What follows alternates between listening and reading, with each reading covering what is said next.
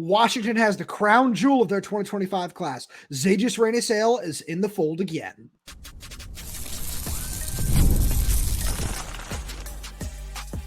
You are Locked On Huskies, your daily podcast on the Washington Huskies, part of the Locked On Podcast Network, your team every day. Welcome back into another edition of the Locked On Huskies podcast. I'm Roman Tomashoff. That's Lars Hanson. He's site editor with Athlon Sports Inside the Huskies. I'm the site editor with Huskies Wire. Thank you for making this whatever watch or listen of the day it is for you, because we're coming at you on a Monday afternoon following the commitment of four-star linebacker Zaydrius Rainey-Sale, who announced his commitment to Washington for a second time. Like I said, we are part of the Locked On Podcast Network, and today's episode is brought to you by FanDuel. Make every moment more as playoffs wind down. The sports stop sporting like we want them to, but this summer, FanDuel is hooking up all customers with a boost or a bonus daily. That's right. There's something for everyone every day, all summer long. Visit FanDuel.com/lockedon to get started. So, Lars, I've got a take right here. Washington is in on a lot of big name prospects. We've talked about Donovan Olugbode. We've talked about Andrew Marsh. We even see Jerome Myles, a five-star receiver, giving Washington some love. I don't care if those guys join the class. I don't care if Tagoai joins this class. I think that no matter what happens from here on out, Zaydrius Rainey-Sale is the crown jewel of Washington's class. And I mean that on a couple different levels. And I'm not trying to knock the talent of any of those other guys, because they're all awesome prospects. They're all very, very talented. They are, according to the rankings, they say that they are more talented than Zaydrius Rainey-Sale. That's a different conversation. That's not what we're getting into here. But when I look at this, I see a guy who commits to Washington in the morning of the national championship under Kalen DeBoer. Obviously, all that fallout happens. He, backs off his commitment because he wants to make sure he can form a relationship with Jedd Fisch, with Bala, with that coaching staff. And he, rightfully so, gets a whole lot of national offers, right? You see Alabama get in the mix when DeBoer gets there. We see Florida State get in the mix really heavily. Oklahoma, Texas offers him. We see all these big-time schools get in the mix, some of them a little bit later on, maybe a little bit too late. But Washington did a really, really good job building this relationship.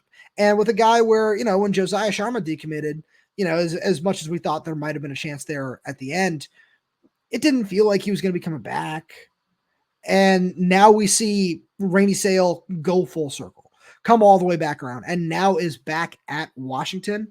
I think that, when you look at his play on the field, the fact that I believe he could start next year if he comes in early, gets a hang of the defense and everything like that, plus what he means to them off the field in terms of this, not only this recruiting battle as it is, but in terms of what it means to get the top player in state and a guy in a major position of need.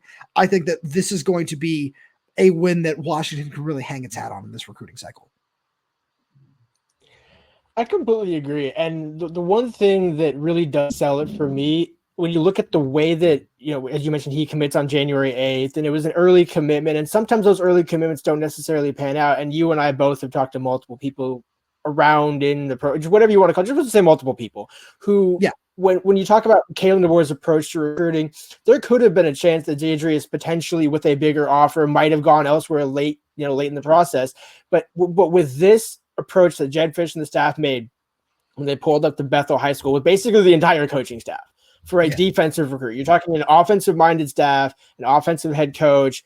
The first recruit you go and see, Zaydrius Rainey-Sale, the day after you get done with spring ball, or that weekend of, after the coaches kind of had their the post-spring meetings and things like that, and recruits and all that. But when they could officially go out on the road at their high schools, that was the first recruit they went to go and see. And I think that spoke volumes, because we've talked about in-state recruiting a lot, where there's some guys that you can take and they're more projects, or guys that you're not expecting to be factors before their sophomore or junior seasons, but they still are good at pieces that when they fill out, and we saw those guys. Joe Tryon maybe a little strong example there because he was able to be so effective early on.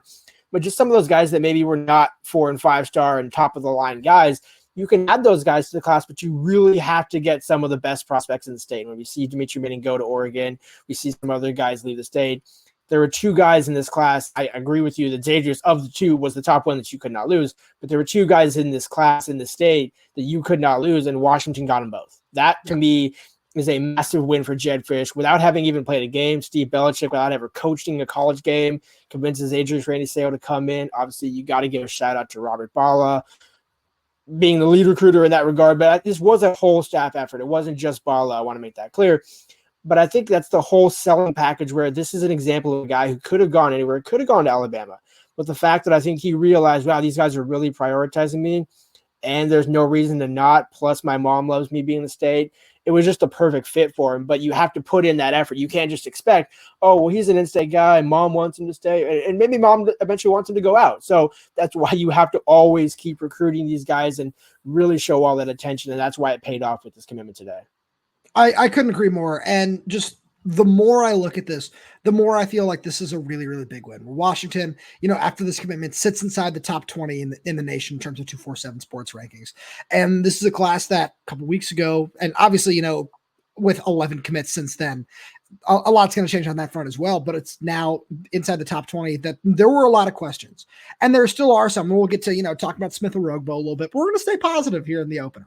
We got to make sure that we talk about the positivity and how great this is, because I feel we've talked about him, whether it be, on our respective websites here on the show, for long enough when it comes to Zaydrius Rainey-Sale and what kind of player he is on the field. I feel that this means more off of it, because he's not like, there are years where I feel you can say the top player in the state of Washington isn't necessarily somebody who can be a real just tone shifter. It's just with what the state of Washington has been in recent years in terms of recruiting, it can be tough sometimes, right? But Zaydrius Rainey-Sale feels like the kind of guy who can really just tilt the tables in Washington's favor in a certain way. I feel like that's the best way to put it, because of the talent that he is and what he's kind of turned into in terms of a national player, where Florida State was really pushing, UCLA was really pushing. And those are a couple of schools that, especially when you look at where Florida State is right now in terms of recruiting, they're doing a lot of really, really good things. And I think that just the more I look at this, the more I just see that this is a massive win for Washington, where, like I said, I really don't care who else they might get that's higher ranked in this class. This is the kind of guy that shows what Jedd Fisch's coaching staff can do. And of course, if, Donovan Olugbode is the name people are talking about right now, if that happens, there are a lot of things you can say about that and just how relentless the staff is on the recruiting trail. But right now, as we look at this, there really isn't a better example of what the staff can be on the recruiting trail, especially if it's in place for, 3, 4, 5 seasons, than this commitment of Zaydrius Rainey-Sale. And if you think about it, because you're 100% right, but I think even if guys that do commit that may be higher up, they will look back and say, and I'm not going to credit Zaydrius totally on it, but when you get a commitment like that, guys and recruits start to see that whether they're 25 guys, 26 guys, or even 27 guys, you can say, wow, this guy, after having all the choices, he could have gone to Florida State. He could have stayed on the West Coast and gone to UCLA and still been in the Big Ten. When you talk about in-state recruiting, this is an example of somebody where you have all the choices in the world, and yet you still chose Washington. And even for an out-of-state guy playing, we talk about it all the time on the show. Top players want to play with top players. That's why you stack talent. In order to stack talent, you have to get some of the guys that are local. And maybe that looks like a Tagoai looks at Zaydrius and says, hey, you know what? I want to play with you and Donovan. Or I want to, any of these guys down the line can say, hey, you know what? And the one thing I think that we haven't touched on a lot in the show, that we kind of have hinted at it, the personality of the character of Zaydrius. I think that, to me, he is such a personable player. He's when he was on his official visit, I can tell the story now. He hijacked. He didn't hijack. He was given the keys to one of those golf carts, and him and Darian Clemens were just having fun driving around. And at that moment, it was in that moment I knew Zaydrius was going to commit to Washington, because he was already making it his home. It was just so natural. And it's kind of like, you know what? I don't know necessarily if Kalen would have done some of the things like, hey, Zaydrius, these are the key. You have the keys to the state. You have the keys to the building now. I think it was symbolic in that moment. And we're going to look back in a couple of years if, Logan Coleman Bruce's brother commits, and some of these other guys that are in the state that are top prospects next year say, hey, you know what? We all played together at FSP, or we all played together or played against each other. We always hang out. We know each other. Why not all link back up in college in Washington? And that's exactly what Jedd Fisch needs. And the only way to do that is getting the big fish in year one. I couldn't agree with you more. Lars, let's stay on the front seven. right after a message from our good friends over at FanDuel. I love sports. I love them so much. I never want them to stop. But as the playoffs wind down, we get fewer games and the sports aren't sporting like I want them to. But FanDuel lets me keep the sports going whenever I want. All I have to do is open the app and dream up bets anytime I'm in the mood. And this summer, FanDuel is hooking up all customers with a boost or a bonus daily. That's right. There's something for everyone every day, all summer long. So head over to FanDuel.com/lockedon and start making the most out of your summer. FanDuel is an official sports betting partner of Major League Baseball. And Lars got another fun, little futures bet for all the everydayers out there. We hammered them all season long. They paid off. Now they re-signed Derek White on Monday. I think the Celtics are going to run it back and got, I think, plus 280 right now on FanDuel in terms of futures odds. Highly recommend it. The Celtics going back to back there. So, Lars, I mentioned Smith Orogbo there a couple of minutes ago. He does end up choosing Texas. I know somebody, when we had Devin Hyde on a couple of weeks ago, he talked about how he was really pushing, trying to get him to come to UW on their official visit and everything like that. And it's something where when we look back at that May 31st visit weekend, I have a lot of thoughts now.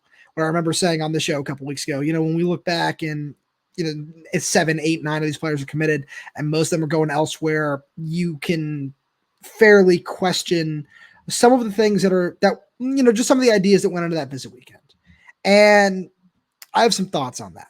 The first thing that I have to say is I respect the way that this coaching staff went about it, where right now a lot of it looks like a swing and a miss. But as you've talked about in terms of the transfer portal, in terms of developing relationships, in terms of flips and things like that, there are a lot of things that could still play out there.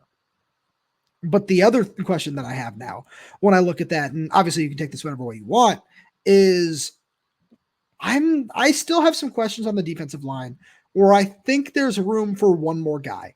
When we look at this class, Caleb Smith and Victor Sanchez-Hernandez are both listed as edge players along with Devin Hyde. I think that both Sanchez-Hernandez and Smith have the opportunity to play defensive tackle a little bit more once they get to school because of their frames and because of the ways they might end up being deployed. And, there's Dominic McCone who's in there as well as a defensive tackle. But I don't know. I just feel like there's one more guy, and it might be a little bit more of a true edge rusher type. And Smith Orogbo was the one that I really did have my eye on. I know that they're still in on Chase Sims. We'll see how that goes. But I'm really curious how the defensive line is going to shape up moving forward because they have a lot of big projectable bodies at the position, but it just feels like there's still one more piece missing from their equation in this 2025 class. I'm 100% with you on that. I think it's Chase Sims or that type of player, more of an interior guy, because as you mentioned, you can convert one of Sanchez-Hernandez or Caleb Smith of the two, I'm picking Caleb Smith, but that's just, again, you can double choice on that one. You could either one, depending on which one goes into the body more, but you really do need an interior guy. I do. Again, you can never have too many edges. I'm with you on that. But I do look at, what Chase Sims could bring as a 3-tech or just as an interior guy, especially with a guy that does have good pass rush next to Dominic Bacon. You can kind of get creative with that. The one thing that as you were talking there, because no wrong points were made right there. I just want to be clear about this. But I think it's also indicative of kind of the situation Washington is in, where all these other schools, Pete Kwiatkowski, Oklahoma, run down the list, all those coaches can say, hey, here's what you're going to do in my defense. And you can see it on film. You can see it with this guy that went in the draft. You can see it with this guy that went in the draft, so on and so forth. Pete Kwiatkowski, everybody knows the name up here. For example, at Texas, can tell Smith Orogbo, hey, you're going to play the buck or whatever they call it now. They used to call it the buck, the edge, whatever you want to call it. Yeah. Steve Belichick, Jason Kafusi don't really have that. And that's not their fault. But I think this is the case where, as you mentioned, some of these commitments, it does go for commitments that are currently to Washington, some less so. Just some of these guys I feel are a little more solid that don't necessarily want to flip later on. But if we're getting into mid-October, remember, and Smith Orogbo is seeing Zach Durfee go for 15.5 sacks and, all these, you get a sense of what the defensive front seven can actually look like. And circle back and say, well, I could take an unofficial there because I already took an official. I know the staff will fly up after my game on Friday night from Houston, land in Seattle. It's one of the more convenient airports in the country in that regard, getting from the airport to the stadium. Literally light rail, 20 minutes and you're there. So for me, this is a situation where, it's not great that Washington is missing on some of these guys, but it's also not like it's a hallmark of Jedd Fisch knowing, hey, you're going to get these consensus 4-star guys and consensus 4-star guys on defense. It's not to say that they can't, but when you look at what Arizona did with Russell Davis and a number of those guys, they were 3-stars who developed. And even in the case of Russell Davis, we haven't fully seen what he'll look like because he hasn't, played a full season in terms of being a starter. This season could actually pave the way for some of these guys to circle back to Washington. So again, it's never that they're fully out of it. It was just harder to get those initial commits because you're selling more family, you're selling who you are, which is fine because that's all you can sell. Yeah. But it's harder for some of those recruits to say, okay, I can definitely do that. Linebacker, maybe a little bit different. It's not like, we're talking about Zaydrius Rainey-Sale on the first segment. Same goes for him, where he doesn't know what Washington's defense exactly will look like, but that's a different situation where you talk about Smith Orogbo going against Texas Tech, Texas A&M, Texas, and you're Washington. That's it's a very steep uphill climb. But the fact that Washington took that swing is, for me, where I'm willing to let it go in a way where I would rather have you swing for the fence, bring these guys in, and then take these commits in June, versus, hey, we're going to just load up with all these guys, and then we can say we offered him, we tried to recruit him, he didn't want to leave Texas, because that's a cop out that a lot of coaches can make. And to Jedd Fisch's credit and the staff, they didn't do that in the slightest, so they took their best shot. And I don't necessarily think it was bad for them to do it. I just think maybe you split up some of those guys a little bit more and bring them in June if you can. At the same point, this is a two-way street, because the recruits want to say, hey, I want to visit Texas last, but I'm still willing to give you an official visit. Are you going to tell them no? Or are you going to say, you know what, fit us in where you can? And in that case, I'm not saying that was the case with Smith Orogbo, but I just think there was a lot of factors that went into those that May 3rd first weekend, and even the spring game visit as well. You see Douglas Buchu going to Tennessee and things like that. But it's just kind of a reminder to watch where Jedd did kind of have, yes, you're talking about coming from a national championship, but Jedd didn't play in that national championship, didn't coach in that national championship game.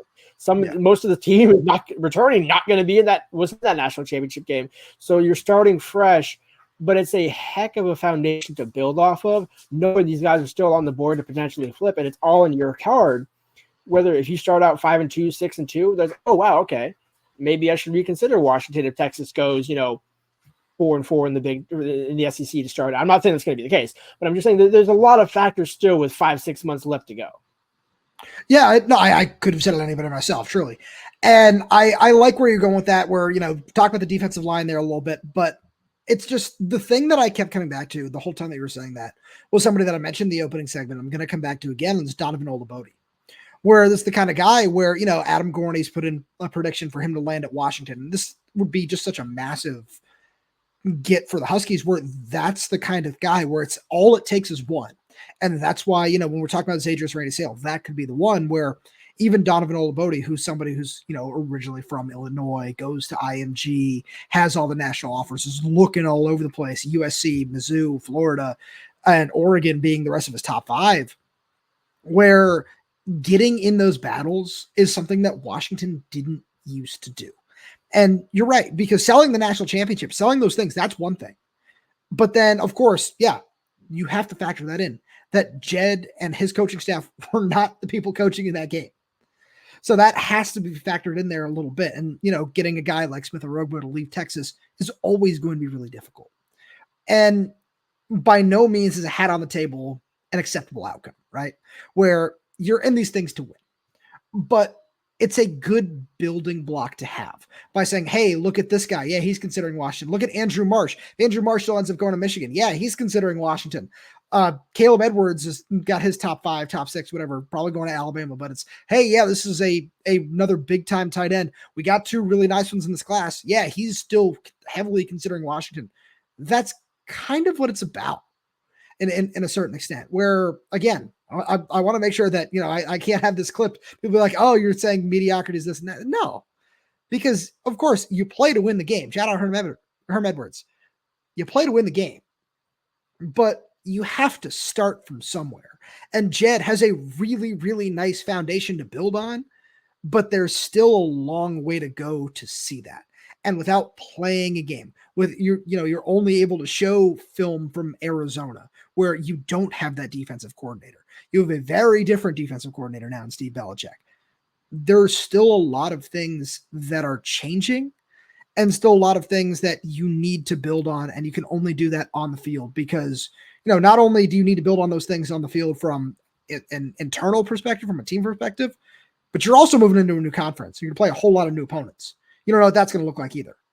So these are all things that you need to figure out. And like you said, Lars, if Washington's 5-2, 6-2 in the middle of October, things could be looking very, very different on the recruiting trail.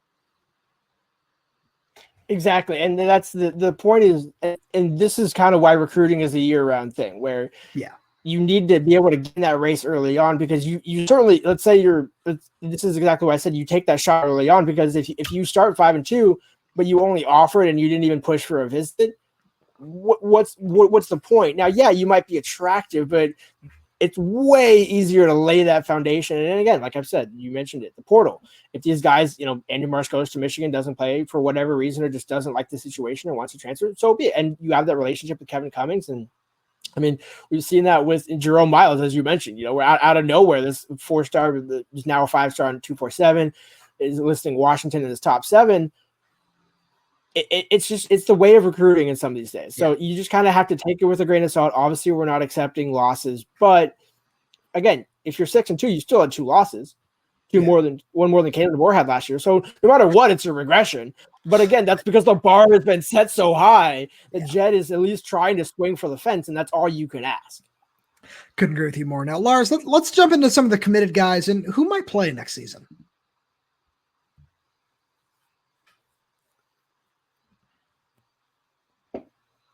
So this is a really exciting class that Washington has put together so far. It's got 18 commits, and as I look up and down, we're only going to talk about the commits at this point in time, where, there's certain guys where we have a feeling they might join up. We'll talk about Rylan Dillard-Allen, Chris Lawson, Lou Zamorano being a couple of the guys that are in the forefront that are committing soon. Aiden Manitai being another one. Elijah Vicona is committing on Tuesday, where those are certainly guys we'll talk about when there's more information out there. But of the 18 guys, Lars, how many do you think might end up playing that next year? And let's take it a step further than that. How many do you think are going to end up burning their red shirt next season? Just from the 18 commits right now.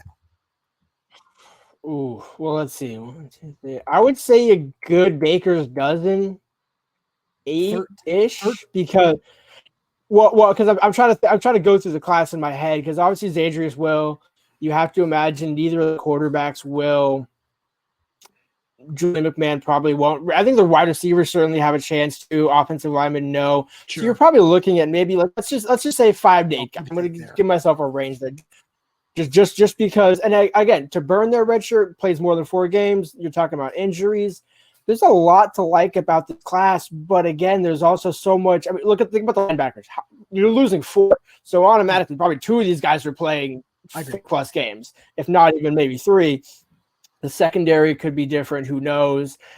To me, I think, I guess there's going to be they're way more to play. The amount that burn their red shirt, I'm going to say 5 to 7, just because I don't think it'll be more than that, but there's going to be a lot of freshmen that play. But the problem is, the caveat there is burning the red shirt. I'm not sure that there will be too many to play more, but I do, because again, it's a great question you asked, because we haven't even seen this year's crop, and Jedd's talked about how much he wants to play as freshmen. So I think give me until end of October, and we'll see how many freshmen from this year are playing, and I'll have a better guess for how many will be playing next year. But I would early on estimate 5 to 7. Hey, first of all, we love to speculate on this show. That's a big thing that we do here. So we've got to ask the question now and have some fun with it. Second, I was very shocked off the top there, because the Baker's dozen is 13. So I was like, whoa, that's basically everybody. What are we doing here? So I've got an answer for you. I want to clarify that. Or just to be clear, in my head, I was saying Baker's doesn't play. Burn the red shirt was probably half of that. Is what sorry, that in live time I was trying to think that one through. No, because you're 100% right. A Baker's dozen is 13. 13 might play or be in contention, but not all burn their red shirt. I was stunned by 13. Okay, so I've got 6 right now. Zaydrius Rainey-Sale. I'm gonna save the one big take that I have for the end. I think one of the 2 tight ends. So I'm gonna say Vander Ploog for right now, just because of his abilities as a pass catcher. Even though Baron Naone might beat him out just for his pure blocking ability. Raiden Vines-Bright, Deji Ajose, Donovan Robinson, and the sixth one that I've got burning their red shirt as of the commits right now is Champ Taulealea. Where you were the one who, because I heard you where you said, I don't know about the offensive line. Jedd's, you just said it. Jedd's group likes playing these freshmen early. And I think that Champ Taulealea is the perfect guy to slot in at guard. Maybe he doesn't start all the games. Maybe, we see him in the rotation a lot. And the guy I keep having to compare all these offensive linemen to is Jonas Savaiena, where, we saw him just kind of get thrown into the fire and play really well right away.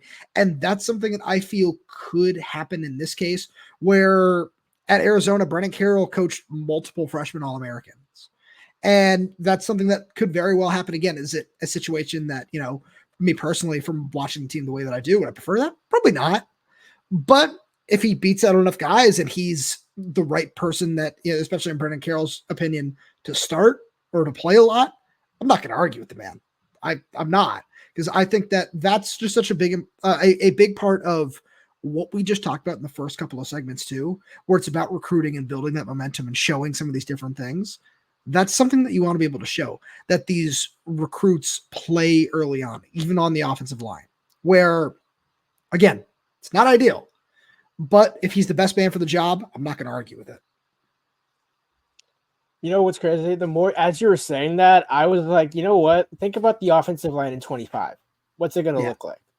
Exactly. That's about 4 or 5 spots that are wide open. And again, I do want to caveat it, because again, we don't want to go too deep into it, but there is also, we haven't seen Jedd coach 24. We don't know how much Pocky Finau or Michael Watkins will play. I think those two are going to be the barometer for the 25 class in terms of how much those guys will be able to play, because if those two get more than 6 games, which I certainly think they might, now we're serious. And then I could easily see Champ slotting in there in the 2 deeps. Maybe he doesn't start like you said, but he's certainly in the 2 deeps every single week, because he's, again, cream of the crop in the class right now with respect to Zaydrius Rainey-Sale. You can, and I know you opened the show with Zaydrius being the one, but to your point, this is a good problem to have if we're debating between Zaydrius Rainey-Sale and Champ Taulealea is which one's better.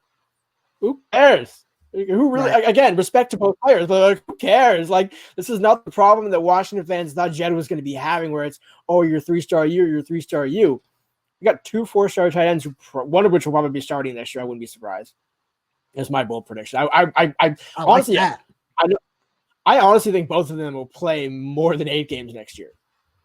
Ooh, look at the. I like that a lot. I like that a lot. Yeah. And I think this is why Jedd is. And what's funny is I go back and think about some of our shows in April and May, where we're saying how many guys think will be in by May or June, May or August. We're thinking maybe 10, 12. Closing in on 20 pretty soon here. So I think the fact of how big this class is going to be, and again, just because you're missing out on Smith Orogbo now or whatever, this class can very well be in the high 20s at the end of the day when you talk about guys that can transfer out after the season, spots that open up. And Jedd's been saying, I would really like to not build through the portal, and given what he had to build through the offensive line portal with this past spring, please go and get as many Champ Taulealeas and play them as freshmen as possible, because that's a lot easier route than trying to figure out and outbid some of these other schools. Let's just call a spade here. Outbid some of these other schools for some of these transfers and go. They're all veterans and they are coming in with more experience. I think Jedd's proven, and you hit the nail on the head with Brennan Carroll coaching a couple of freshman All-American. You got Damon for 2 or 3 years. You got a lot of these. And think about it. Donovan Olugbode, Raiden Vines-Bright, Deji Jose, all these guys that are coming in, and potentially more that will come down. As you threw out the names, I don't want to spend a moment here, but all the names that we've been talking about over the past month on the show, that's a class that what Jedd built with Noah Fafita, Taturo McMillan, Jonah Coleman, all those guys at Arizona, this is on steroids in a clean, legal, healthy. This is Alex Pereira going from kickboxing to the UFC. If you're a UFC fan, you will understand the Razor Beast that you in kickboxing comes to the UFC as 2 division champion. So to me, this is Jedd leveling up on the recruiting trail. Yeah, they're not getting all their guys right now, but they're also not just taking guys to take guys. I think all the guys they've taken, you can see either a short-term or a long-term plan. Whether it makes total sense or not, given the benefit of the doubt, knowing what they've been able to develop, and then also when Steve Belichick is your DC. You just kind of let the man cook. If he burns it, he burns it. But give the man the benefit of the doubt. The Super Bowl ring for itself. Yeah. No, I like where you're going with that, and the more I think about it, one other guy that I just want to spend a minute on with that is Raiden Vines-Bright, where I think that's a really exciting player in terms of you're going to probably be losing at least 2 receivers, maybe 3, depending on what kind of year Denzel Boston has. Just from, it's weird to say that so early on, but with everything we saw from spring camp, I wouldn't be surprised by anything at this point. And I think that he's the perfect kind of guy where you can slot him in right away. And just with the massive jump that receivers have made in just terms of overall skill level and improvement over the past 5-10 years, whatever you want to call it, and seeing the gap from high school to college get smaller, to Tyrone McMillan being a prime example, and the gap from college to the pros get smaller, like Rome Odunze will show teams this fall, where I think that he's the perfect kind of guy where he's transferring to IMG, obviously to get better, obviously to do a whole bunch of those things, and he can continue that at Washington. And that's just another guy where in that same vein where will he be starting? Probably not. But will he be a guy that, you might look up at the end of the 2025 season, and I know we're getting really bold and really early here, has 35, 40 catches? I can't say that I'd be super shocked by that.